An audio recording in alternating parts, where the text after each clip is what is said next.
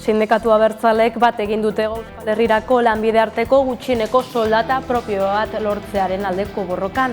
Lab, Steilas, Etxalde eta hiru sindikatuek gaiaren inguruko zenbait ekinaldi egin dituzte azken hilabetetan eta orain elkarrekin bi bide nagusi jorratu dituzte. SMI propio baten aldeko herri ekinaldi legegile bana aurkeztu dute Eusko Legebiltzarrean eta Nafarroako Parlamentuan eta gutxieneko soldata propioa finkatuko duen lanbide arteko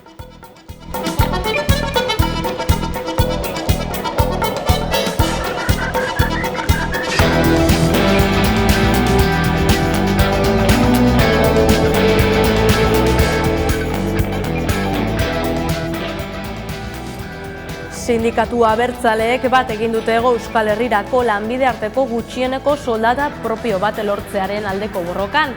Lab, Steilas, Etxalde eta hiru sindikatuek gaiaren inguruko zenbait ekinaldi egin dituzte azken hilabetetan eta orain elkarrekin bi bide nagusi jorratu nahi dituzte. SMI propio baten aldeko herri ekinaldi legegile bana aurkeztu dute Eusko Legebiltzarrean eta Nafarroako Parlamentuan eta gutxieneko soldata propioa finkatuko duen lanbide arteko akordio bat ere erdietsi nahi dute.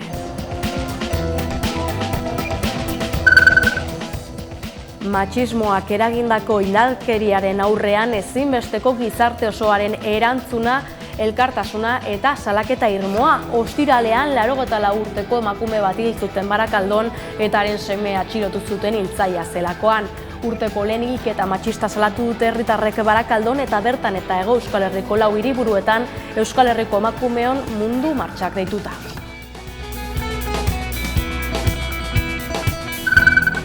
Gabon guztioi, Atarrabiako Atargi ikastetxeko guraso elkarteak irakasle batek ikasleekin izandako jokabidea salatu du. Batez ere hori izugarrizko beldurra, bai eskolara joateko, bai zerbait hasten bazitzaien, humilazioak bestekideen aurrean, oihuak, oihu pila batzuk, bai.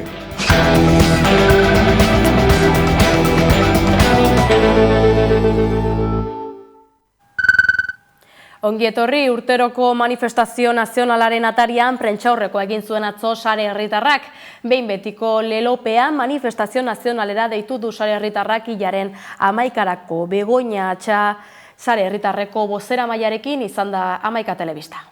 Zapaturako deitu du Sare Herritarrak manifestazio nazionala Bilbon.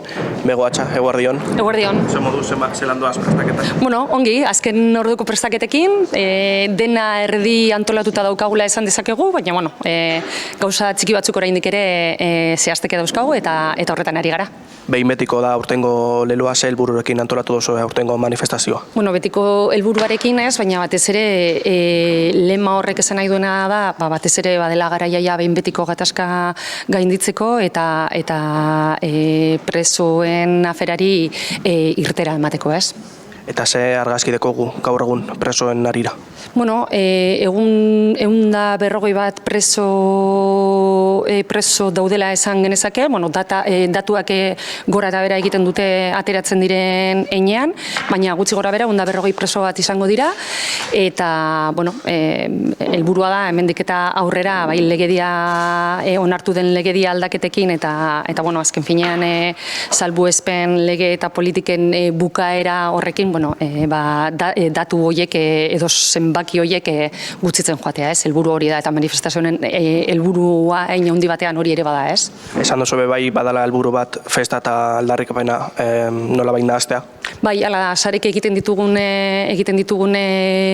gure egitarau guztietan beti festa eta aldarria izaten ditugu printzipio nagusi moduan, ez? Ez dagoelako, uste dugulako, ez dagoelako modu hoberik aldarri bat bideratzeko, ez? Festa giroan, alaitasunean eta guztion parte hartzearekin. Hortxe Bego Atxaren berbak, zapatuan arrastiko 7:00, 5:00, hasiko da manifestazioa Bilbon. Sare Herritarrak larunbaterako deitu du urteroko manifestazio nazionala, behin betiko lelopean hainbat izango dira pankartaren atzean, izango direnak. Manifestazioaren aurretik pankarta bat egongo da, eta hauek izango dira pankarta eramango dutenak. Rosa Rodero, Ane Muguruza, Emil Martín, Martxelo Otamendi, Garazi Jatz, Arantza Aldezabal, Amaia Izko, Eba Ferreira, Patxi Bizkert, Jose Luis Elkono, Rafael Larretxea, Joseba Azkarraga eta ni neu, Bego Atza. Bilboko kaleak hartuko dituzte milaka pertsonek eta azpimarratu nahi izan dute ez dela izango aldarrikapen politiko bat. Mobilizazio hau presoen kolektibo baten eskubideen aldeko aldarria da. Haien eskubideak urratzen jarraitzen baitute. Giza eskubideen aldeko aldarria da. Horrela bakarrik uler daiteke, sare bezalako elkarte batek, urtez urte, dozenaka, mila pertsonak kalean bete eta bidegabekeriak gabeko bakea eskatzea. Euskal presoen eskubideak berriz aldarrikatzea eta indarkeriaren biktima guztiei zor zaien errespetu eskatzea izango dira egun honetan bidelagun. Behin betiko, bai, ordua da, konfrontazio eta sufrimenduaren hamarkadetako ondori guztiak zigilatzeko garaia da. Horiek horrela sarek 500 voluntario inguru mobilizatuko ditu larunbatean, Lakasiatik udaletxera arteko bidea zaintzeko, besteak beste. Alderdi politikoek eta hainbat elkartek eta sindikatuk bat egingo dute manifestazioarekin eta EH Bilduk esaterako Arnaldo Otegi, Gorka Lejabarrieta, Peio Otxandiano eta Laura Aznal bidaliko ditu Bilbora eta era berean bizunketa nazionala jarri du martxan sarek euskal jendartari eskatzeko dirua euren lana egiten jarraitu alizateko. Hitzordua beraz hurrengo larunbatean arratsaldeko 5etan Bilboko Lakasiatik.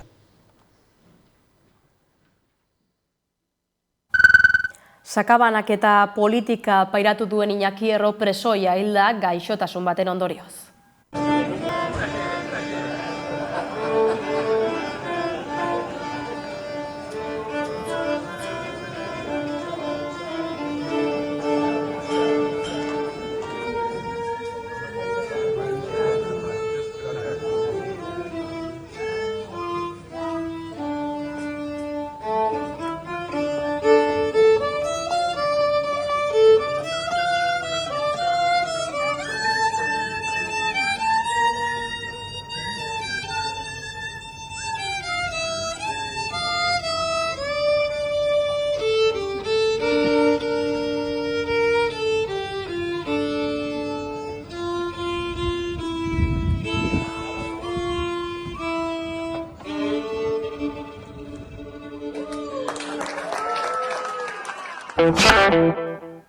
Elkarretaratzeak egin ziren atzo Barakaldon eta Hego Euskal Herriko hiriburuetan 84 urteko emakumearen hilketa matxista salatzeko.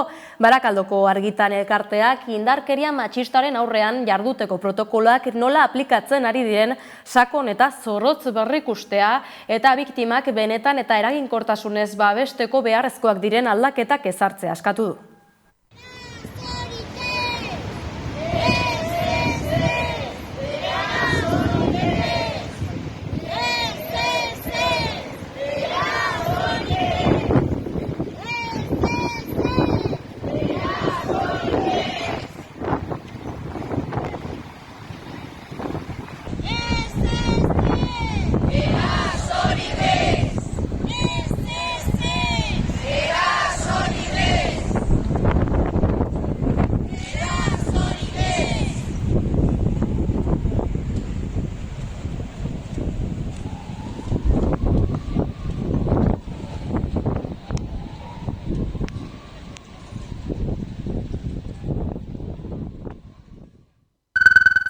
Mario López Gernika Saskibaloi taldeko entrenatzaile ohiaren aurkako epaiketa datorren asteartean hasiko da urtarrilaren 14an eta ateak itxita egingo dute biktima babesteko.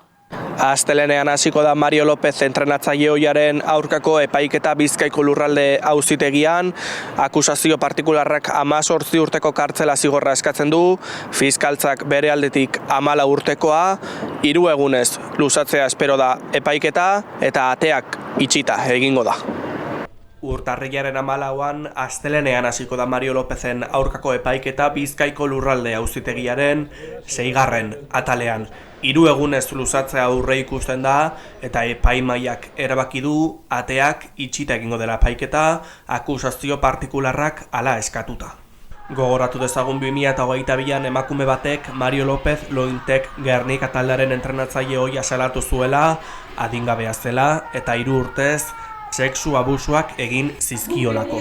Horren berri izan eta gero Espainiako Saskibaloi Federazioak lehiatzeko baimenak kendu eta Gernika Lointekek kargutik kendu zuen.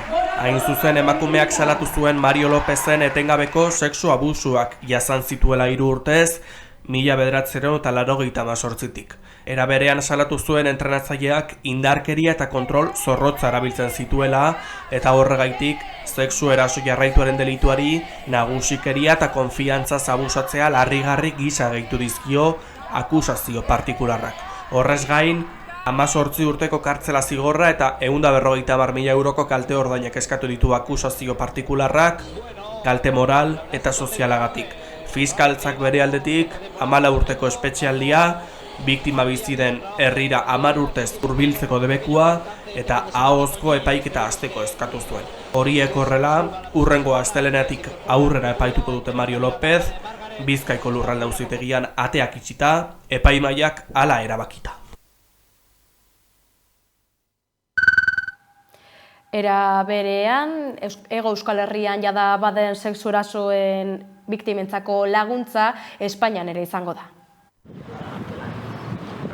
Sexu erasoren bai jasandako biktimek urritik aurrera doako laguntza juridikoa izango dute. Hego Euskal Herrian aurretik ere laguntza eskaintzen zuten, baina hori orokortu eta indarkeria matxistaren biktima guztiak barne hartuko dira urritik aurrera Espainiar estatu osoan. Urteak dira indarkeria matxistaren legea lantzen hasi zirela, soilik bai da bai izenez ezaguna dena. Orain arte biktima gutxi batzuek baino ez zuten doako laguntza juridikoa, delitua bikotekideak berak egiten zietenek. Legea baina bere horretan gelditu ordez moldatu eta biktima guztiei zabaldu nahi zen laguntza, baina aurrera arte ez da hala izango. Espainiar estatuko legeak atzerapen dezente izan ditu, hori dela eta Hego Euskal Herriak bere kabuz egin zuen aurrera, eta bitartekoa jarri zituen doakotasunak gaur egun indarkeria matxistatzat hartzen denarekin egokitzeko. Euskal Autonomia Erkidegoan doako laguntza juridikoaren zerbitzua administrazioaren eta abokatuen Euskal Elkargoaren arteko hitzarmenen bidez bermatzen da. Hitzarmen hori iazko maiatzaren 15 berritu zen. Nafarroan berriz 2021 foru dekretu bat onartu zuen parlamentuak emakumeen aurkako indarkeria guztien biktimentzako doako justiziarako eskubidea edatzeko. Bada oraintsu jakinda laguntza urritik aurrera Espainiako estatu osoan izango dela. Aldizkari ofizialak dagoeneko argitaratu du datorren urritik aurrera indarkeria matxistaren biktimek doako justiziarako eskubidea aitortuta izango duten kasuek bikotekidaren indarkeriara mugatuta egoteari utziko diotela, eta osotasun sexualaren jazarpenaren edo ezkontza behartuaren aurkako delituetara zabalduko direla. Behin legea indarrean sartzen indarkeria matxistaren biktima guztiak barne hartuko dira doako laguntza juridikoa ematerakoan. Aldaketa bestalde aholkularitzak eta abokatu laguntzak biktimei kalterik ez egiteko eskubidea harago doa. Sexu indarkeriaren biktimei laguntzen dieten abokatuek horretarako gaitasuna eta ezagutza dutela egiaztatu beharko dute. Atargi eskola publikoko idoskia guraso elkarteak irakasle batek ikaslei emandako tratua salatu eta irtenbide bat eskatu dio Hezkuntza Sailari. Irakasle batek umeekiko duen tratua ez dela onargarria salatu dute eta ondorioak eragiten ari dela haur batzuengan. Atarrabiako Atargi ikastetxeko guraso elkarteak mobilizazioak hasi ditu astearte honetan irakasle batek aurrei ematen dien tratu onartezinak eta iraingarriak salatzeko. Izan ere, irakasle hori hilabete luzez bajan egon ondoren gaur lanera itzuli da. Hezkuntza Sailetik adierazi dutenez, irakasle hori lanera itzultzen bada, ez da ikaslekin bakarrik egonen, eta ez da ezein talderen tutorea izanen. Gurasoen esanetan, aurrek ondorio emozional eta psikologiko esanguratsuak jasan dituzte eta antsietate, beldur eta desosegu sintomak agertu dituzte. Ez ere hori, izugarrizko beldurra, bai eskolara joateko, bai zerbait hasten bazitzaien, humilazioak beste kideen aurrean, oihuak, oihu pila batzuk. Asteazken honetan, protesta gisa, ez dituzte seme-alabak eskolara eraman, eta ostegunetik aurrera familiek irakasleak emandako eskoletatik aterako dituzte aurrak. Hezkuntza Sailak azalduenez, ikastetxeko ikaslei egindako oihuak eta humilazioak 2022-2023 ikasturtean izan ziren. 2024ko ekainaren erdialdetik irakaslea bajan egon da. Horri dagokionez, Saiak lehen kexen ondoren irakasleari aldez aurreko informazio erreserbatua zabaldu ziola zehaztu dute. Hori dela eta diziplina espediente bat ireki zen. Alabaina, espedientea artxibatu egin zen, salatutako jokabidea izan zelako egiaztatu. Ondoren, elkarteak gora jotzeko errekurtsoa aurkeztu zuen, baina oraindik ez du erantzun, eta oraindik zabalik dago.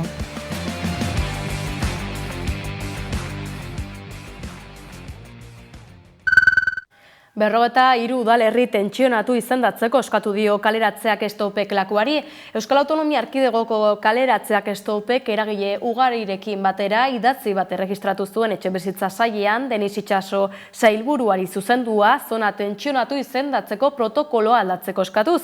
Horren ondorioz dagoeneko berrogeta hiru udalerri tentsionatu izendatu beharko lirateke Nafarroak eta Kataluniak hartu duten bideari jarraituz.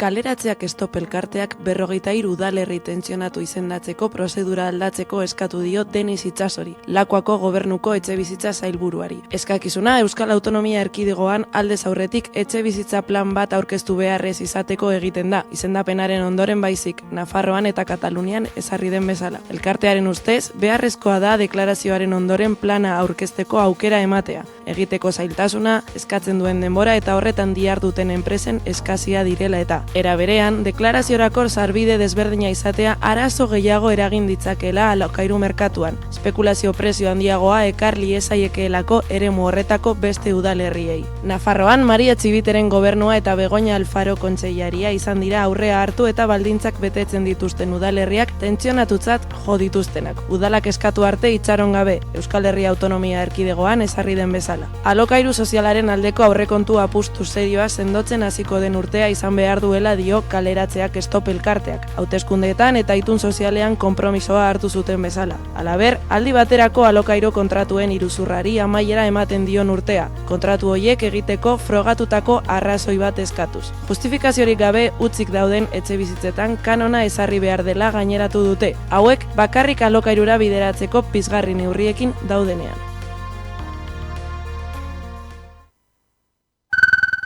Nafarroan ezgaitasuna duten pertsonen inguruko berriak ere baditugu adi. Nafarroan 6.000 pertsonak baino gehiagok dute 33%ko desgaitasuna, buru nahaste larriagatik. Horrela adierazi du Marcos Resano, Elkarkideko zuzendari gerenteak parlamentuko batzorde batean. Buru nahaste larria duten pertsonak gizarteratzeko eta laneratzeko lan egiten duen gizarte erakundea da Elkarkide. Erakundeak 33 urte daramatza kolektibo horren gizarteratzea eta laneratzea sustatzen, eta belaunaldien arteko errelebo prozesuan dago. Resanok iragarri zuen Elkarkide fundazio bihurtuko zela, epe luzerako iraunkortasuna bermatzeko. Osasunaren mundu erakundearen arabera, osasun mentaleko arazoak izanen dira desgaitasunaren kausa nagusia 2030erako, eta 4 pertsonatik batek izanen du desgaitasuna. Gainera, ohartarazi zuen, gaixotasun mental larriak dituzten pertsonak direla enplegua lortzeko zailtasun gehien dituzten taldetako bat. Oraindik ere estigma soziala dagoelako. Elkarkidek aurrera jarraitzen du finantza zailtasunak gorabera negozioa garatzeko aukera berrien bila. Nafarroan buru nahasmendu larriak dituzten pertsonen inklusioari 100% eskaintzen dion erakunde bakarra baita. Horri erantzunez, hainbat alderdi politikok erakundearen jarraipenaren alde egin dute, kolektibo kaltebera horren arretan duen garrantzia azpimarratuz.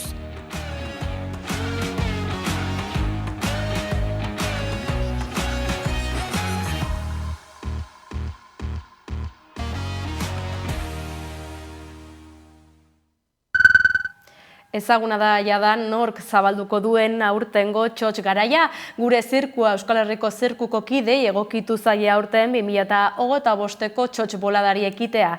Ekitaldia urtarrilaren 15ean egingo dute Astigarrako Alorrenea sagardotegian. Urtarrilean sartzearekin batera datozen hilabeteotako sagardotegitarako erreserbak areagotzen ari dira, eta ohi bezala denboraldi berriari hasiera emateko sagardoaren lurraldeak antolatuta sagardo berriaren eguna ospatuko da Astigarragan urtarrilaren 15ean. Urtero gonbidatu berezi batek eman ohi dio hasiera txotx denboraldiari, eta aurtengoa ez da gutxiagorako izango. Aurten gure zirku Euskal Herrian sorturiko zirku bibiltaria izango da bertan, lehena izango da aurtengo sagardoa dastatzen. Lehen da bizi baina Herribera kulturgunean 2024ko uztaren ezaugarri nagusiak azalduko dituzte, sagardo berriaren ezaugarriak eta sagardoaren sektoreko gertaera garrantzitsuenak. Jarraian gure zirkuko kideek sagarrondo bat landatuko dute Herribera kulturguneko plazan. Eta handik alorrenea sagardotegira joango dira. Txalapartarien deiarekin batera sagardantza dantzatuko da eta ondoren sagardogilek zein kultur taldeetako ordezkariek gure zirkoa soka dantzan parte hartzera gonbidatuko dute sagardo berria dastatzeko. Alorrenea sagardotegian gure sagardo berria oihu eginda sagardo berria dastatuko du gure zirkuak eta horrekin 2025ko txotx denboraldi berriari hasiera emango zaio. Gure sagardo berria.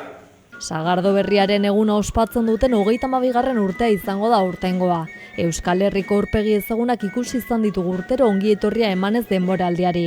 Bertsolari, kirolari, sukaldari, fisikari, musikari, aktore edota kazetariak esaterako. Aurten baina zirkuko artistak izango dira protagonistak.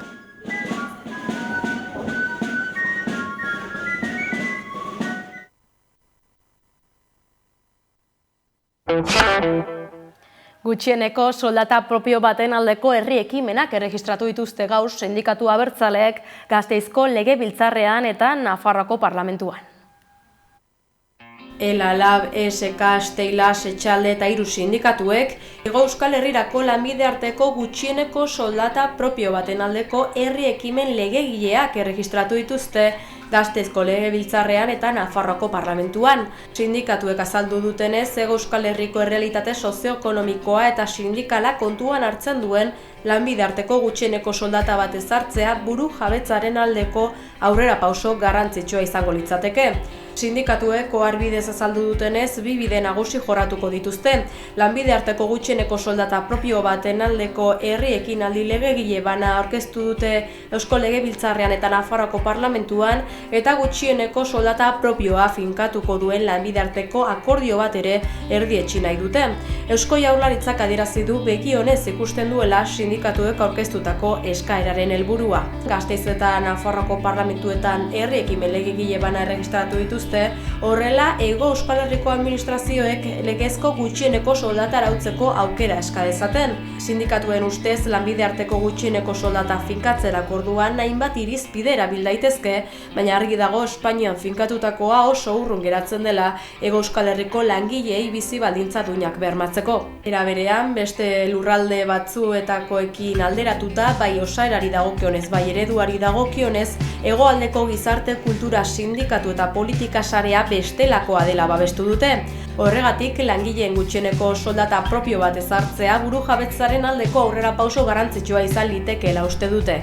Azaldu dutenez horrelako neurri batek gizartearen gehiengoaren bizi baldintzak hobetzeko aukera emango luke, aberastasuna modu justuago eta bidezkoago batean banatuz. Eusko Jaurlaritzak Araba, Bizkaia eta Gipuzkoan baldintzak sortzeko prest azaldu da. Herri ekimen legegileari errespetua adierazi dio Mikel Torres Ekonomia, Lan eta Enplegu sailburuak. Hala baina ditzera manduenez, autonomia erkidegoan hitzarmeneko gutxieneko soldata lortzeko bidea lanbide arteko akordioa da eta Euskal Autonomia Erkidegoak ez du hori finkatzeko eskumenik oinarrizko legedia delako. Ezagutarazi duenez, Lakuako gobernuak konpromiso politiko irmoa du eragile sozialen arteko lanbide arteko akordioa lortzeko baldintzak sortzeko.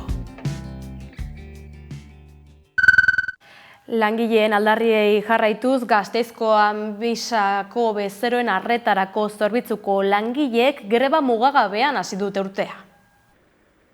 Gasteizko Ambisako bezeroentzako arreta zerbitzuko langileek greba mugagabearekin ekin diote 2025ari.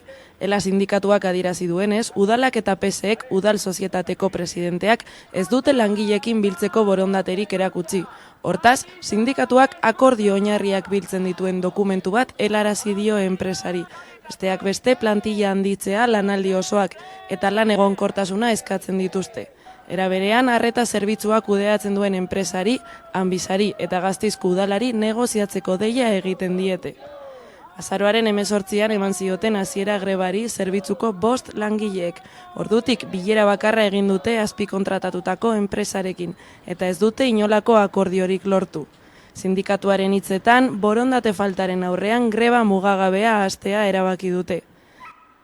Enpresa azpikontratatuarekin kontaktu batzuk eduki ditugu, baina ez dugu ulertzen nola Gasteizko udalak ez duen langileekin egon nahi. Gasteizko udalak ez dauka inungo borondaterik langileen lan baldintzak hobetu, langileak prekaritatetik atera eta gasteiztarrentzako zerbitzu hobea jartzeko. Gatazkari irtenbidea eman beharrean, Gasteizko udalak grebalariak legez kanpo ordezkatu dituela ondorioztatu duelak, grebarako eskubidea urratuz, gertakari hau dagoeneko salatu du lan ikuskaritzan. Elak helarazitako datuen arabera, grebaren jarraipena erabatekoa izaten ari da. Han bizan ez dago eta ez da egongo aurrez aurreko arretarik. Hain zuzen, pertsona bakarra dago lanean, Eusko Jaurlaritzak zeregin jakin batzuetarako gutxieneko zerbitzuetan izendatutakoa. Kultura alorrean, asteburuan Iruñean Mitoaroa ikuskizun arrakasta handiz taularatu ostean, Zetakek 3. kontzertu bat egingo du Donostian irailaren 7an. Donostiako Ilunbeko Zezen plazan Astilen diskoaren bira amaitzeko 3 data iragarri ditu Zetak taldeak. Irailaren 5erako eta 6erako sarrerak astearte honetan irten dira salmentara eta ordu gutxiren buruan agortu egin direla jakitera eman du antolakuntzak. 3. data bat iragarri du orduan taldeak. Irailaren 7an izango da, gaueko 9:00. Txartelak salgai daude dagoeneko eta 60 euroko prezioa izango dute pistarako eta 55 eurokoa armaietarako. Interneten bidez sarrerak erosten saiatu den jende kopuru handia dela eta zenbait arazo tekniko egon direla eta ulermena eta pazientzia eskatu du Peio Reparazek Instagramen bidez. Barkatu, 1000 aldiz. Ari gara lanean web orria ez erortzeko, eskaera kantitatea da astakeri bat, ez dugu horrelakorik sekula ikusi, hori ona da, polita da, baina aldi berean desesperantea da, guretzat eta zuetzat ere, kola luzeago eta lentuago bat jartzen behartu gaitu honek, web orria ez erortzeko, ez da erori, zorionez, momentuz 15.000 lagunek lortu duteia euren sarrera, eta zer esan, ari garela dena ematen, alik eta hobekien kudeatzen saiatzeko hau, badakigu jendea desesperatuta dagoela, eta asko sentitzen dugu, baina oso zaila da gu bezalako lantelde batentzat movida hau kudeatzea. 30.000 lagun bildu zituen Zetak urtarrilaren 3an eta 4an Nafarroa Arenan eskainitako kontzertuetan. Euskararen aldeko aldarria hasieratik bukaerara izan zuten presente. Berezietan bereziak izan ziren Jagoba Arrasateren bertsoa eta Erramun Martikorena Salvadorren eriotzean abesten. Peio Reparazekin batera, zipoteroak, momotxorroak eta joaldunak ere izan ziren taula gainean. Donostian egingo diren emanaldiak hala ere ezberdinak izango direla aurreratu du taldeak. Oraingoan Euskal Herri osoko inauteriak biltzeko asmoa dute. Lapurdiko Kutilun, Abanto Zierbenako Hartza, Zuberoako Zamaltzain, Altsasuko Maskaritak, Lantzeko Mielotxin eta Ziripot, Lizarrako Palokia eta beste hainbatekin batera burutuko dituzte kontzertuak.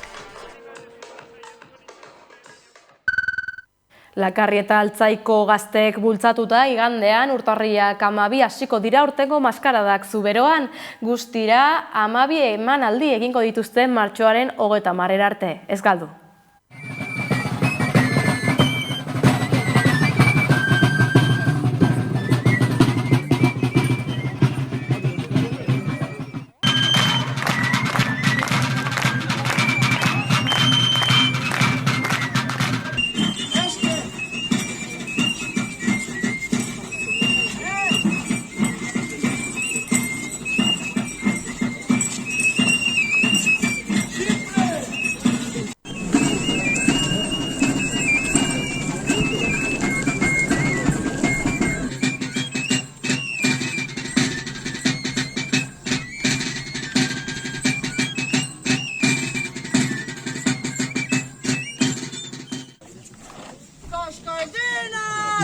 Eta palpazalik! Txarrin! Eta donan ogizik! Amaierara iritsi gara, informazio gehiagorako sartu 11.eus atarian edo kuskuxatu gure sare sozialak. Bihar arte, ongi izan.